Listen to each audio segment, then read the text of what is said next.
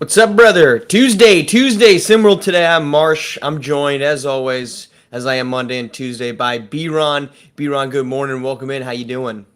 Good morning, Marsh. I'm doing wonderful, man. I'm glad to hear you are as well. It's going to be a good day here in SimWorld. It always is. We got games starting back today, so we're very excited about that.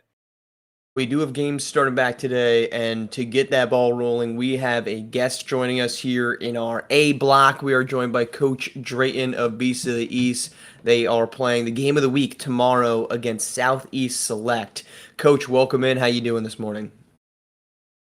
I'm doing good, and if you ask me, every game that I play is game of the week. But that's just me. It's awfully arrogant of you, but I appreciate that. So, Coach, you guys have been playing really well, 9 straight wins. What's been the biggest part of that winning streak here for you guys over the past, nearly 2 months? I want to say that the group has really brought in a lot of new guys that kind of had to learn the way that I coach and understand that it's not me ball, it's we ball, that we work together through everything. And at first, a lot of the guys were wanting to play a little more selfish, kind of, hold the shot clock for them to get the shot. But once people start realizing that we all are in this together and everybody's working for one goal, then we just started flowing and meshing properly.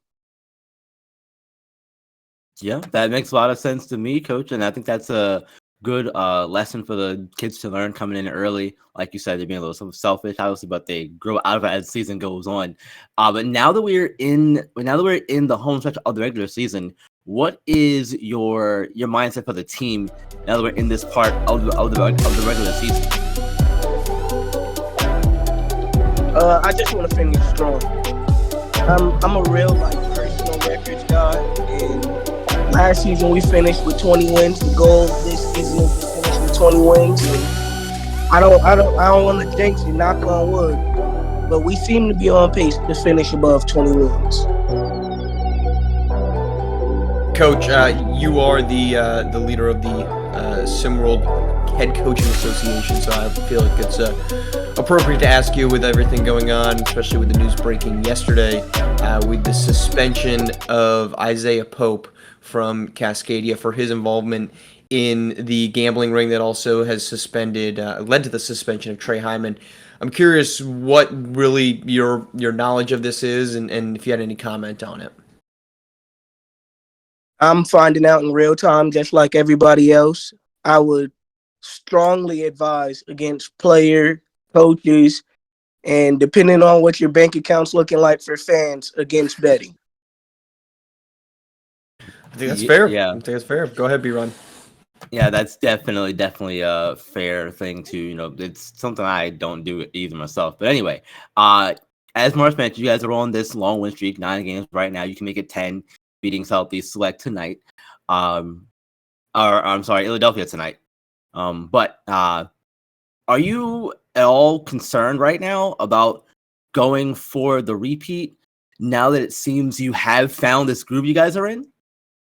Or is that something you're not even worried about right now? Once you get to race one, then you can worry about it. Right now, you're more so concerned, like you said earlier, finishing the season strong. I tell my guys in the locker room every week we're 0-0, and we're just trying to finish the week 1-0. I as excited as I am for the race to 1. I know all coaches are excited. Everybody makes it this year. I got to put one foot in front of the other, and right now, my championship game is against Southeast Select. Drayton, one last question here from my side. College recruiting has really ramped up. What has been the process like for some of your guys, and are you feeling confident that a lot of them are going to end up at the places that they want to end up? I try and bend over backwards for my players, and some of them have dream schools and really want to go to one set school, and I try and tell guys hey, I can put the word out for you, but I can't make them sign you. Only you can do that, and that's what you play, and my word can only carry you but so far. So I've had to come have those conversations, some of those tougher conversations with players where hey, the school that you want is not going to offer you, but we can focus on getting you to a school that's going to use you to the best of your ability. Yeah, exactly. Worry about what you can control versus what you can't. Like you said, your dream school isn't going to offer it to you. That's what it is sometimes. But my final question for you, Coach, before we get out of here. Game of the week is against Southeast Select for you guys on coming up. Who is the player on Southeast Select that you have your eye on the most when it comes to game planning for and around? This question to me is almost loaded because I was a big fan of a lot of their recruits. The Drake Johnsons, the Dexter Jacksons, the Breck Backers. I was a fan of all of those guys and tried really hard to get some of them to BOE, but it didn't pan out that way. But the person you always got to watch out for is Gabe Pope. Absolute animal this season. All right, look, B-Ron, thanks for the questions. But, Coach, thanks for tuning in. Thanks for joining us, more importantly, today. Appreciate all that you take the time out for us. We will wish you best of luck, you and Coach Brad Lee, tomorrow in the game of the week. That is at 7 p.m. So best of luck. Thanks again for joining us. Anytime. All right, shifting gears to SimWorld BA, where we have approached now the final home stretch of the regular season. There's still quite a bit, B-Ron, still up for grabs, whether that be play-in races, seeding. We've talked about this a little bit, about the number of games that separates just the 2 through the 7, for example, in the Eastern Conference. What are you most looking forward to as the regular season comes to a close here? So I'm actually going to start in the West, the Timberwolves and the Nuggets game. Just because that game, it feels like it's going to decide who that number 1 seed is. The T-Wolves already have one of the Nuggets' 8 home losses on the season. So I feel like this could be a game for Minnesota to, go 2-0 over Denver on the season and have that advantage, and also again kind of take that 1 seed going into the final stretch here of the regular season. Now that game is tomorrow, Minnesota at Denver. That's the one you're referring to, correct? Yes. All right. Look, I don't know that there's one game just yet, just because we have, about a week and a half. Yeah. So to single out one. To me, I mean, selfishly, the race to watch for me, obviously, is Golden State, where they end up. I don't think that's all that exciting, though. So I'm not going to say that's worth watching, because likelihood where they end up is probably where they're going to also end up. But I'm very curious, and not to use what you did. So the race to the top seed is going to be very interesting in the West, but I'm curious what that 4 down through 7 range looks like, because the Western Conference playoffs is going to be so standings based, right? I think that nobody wants to play Denver, and so honestly, finding your way to 6, 7, 8 is a recipe for disaster, because you're not guaranteed within those spots to play Denver specifically, but you're guaranteed to be in their range. So I think the race to get to 4 and 5, which right now is the Clippers and the Mavericks, is the most fascinating to me. They are well positioned as it sits. The Clippers are 4 games up on the Suns for 6. The Mavericks are 2 games up. Obviously, we've got about 5, 6 games left to play for everybody, but that is the spot where you say, okay, we are guaranteed to not play Denver. On the opposite side of that, I think Oklahoma City and Minnesota are extremely gettable. So if I'm a team that's confident in my ability, it's almost like playing roulette right here. I'm going to put it on the first and second, third, and I'm going to hope that it doesn't hit on those last third of the numbers on the board, because I don't want to see Denver. But if I can get Minnesota without Karl Anthony Towns, or if I can get Oklahoma City in the opening round, OKC's good. But this is the time to get them. I think I've used this one before, either with you or somebody else, but this is very pre-first championship Warriors. They have an awesome core. They've got an awesome lead guard. They've got a really great number 2, and they've got a really fascinating third person on that roster, but they haven't quite put all the pieces together. I think that comes next season. But as it sits currently, I want to get Oklahoma City before they get elite because I don't think there's going to be many more years left of that, B-Ron. Yeah, yeah, and that's gonna be kind of scary too to see that team evolve and get better over the course of time, Marsh. And like I said, once they get to the point where they're considered an elite team, watch out because they're gonna be really fun to watch and probably really difficult to stop at a certain point in time here very soon. All right, heading to the diamond where we've got the SWLB rolling through. Juan Soto and the Yankees continue to play well, although everyone's playing well when they're going up against the Marlins. They win that game 7-0. B-Ron. Yeah. Are the Yankees? I mean, that's a tough American League East for the Yankees to escape from, but those bats are tough to beat.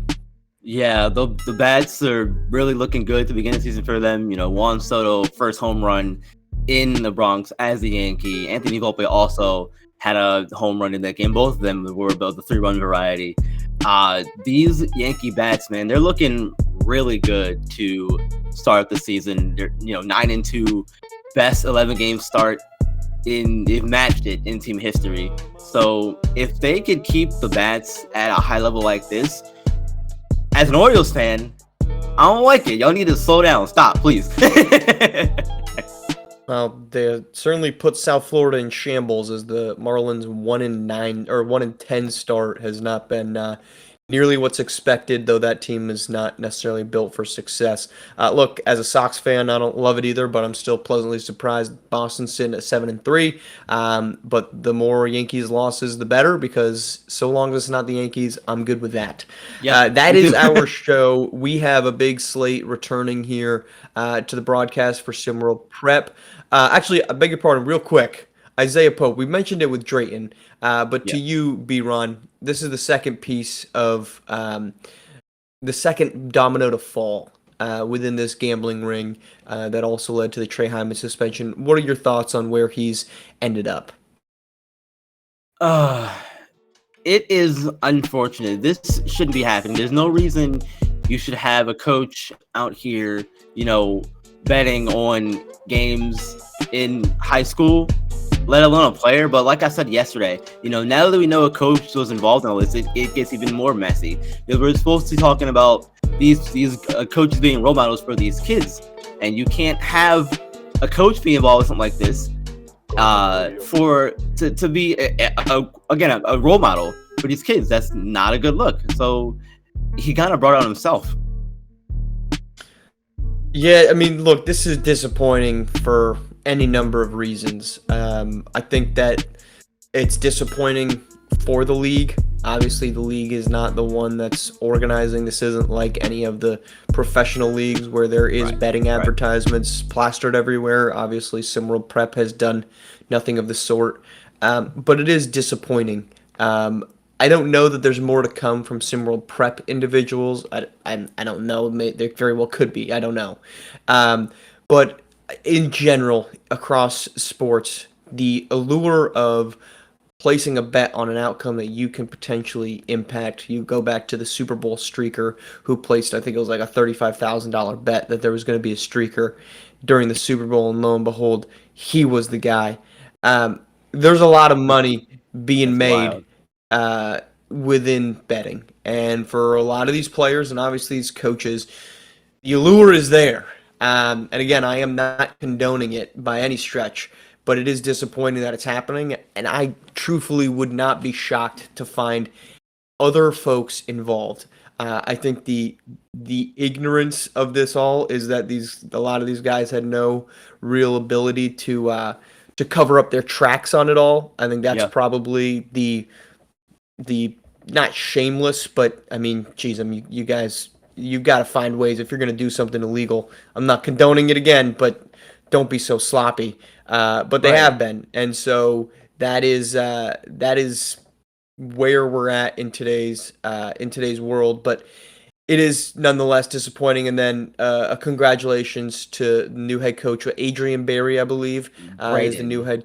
Brayden Berry. Braden Berry, thank you. Yep. So great start, Marsh. But congratulations to him. He'll take over as the interim head coach there for a really great basketball team. I think the great part is you've already had somebody on the bench, so it's not as if you're bringing in a brand new player to this roster, right? Or Yeah. a new coach to this roster. They're familiar with each other, and hopefully that keeps the train rolling in the right direction. Yeah, exactly. I'm excited to see how he does in his first couple of games. I talked to him. Yesterday, and we'll see. I'll share those thoughts from Brayden Berry later on today. So look forward to that. And that's all I got, Marsh.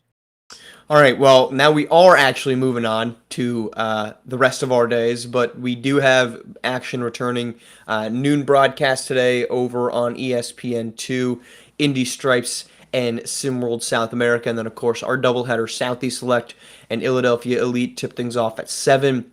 Southeast Select on the front end of their back-to-back, and then Lone Star Basketball Club and Yacht Club rising up at 8 p.m. Both of those games on SimWorld TV, and then some local broadcasted games as well. We'll be back tomorrow morning recapping the action in SimWorld Prep and around the sports world.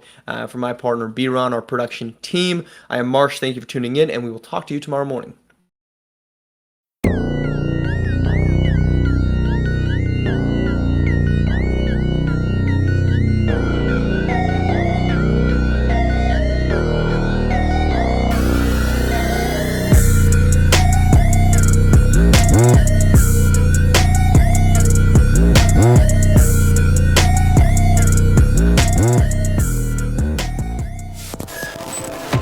This has been a presentation of SimWorld Sports.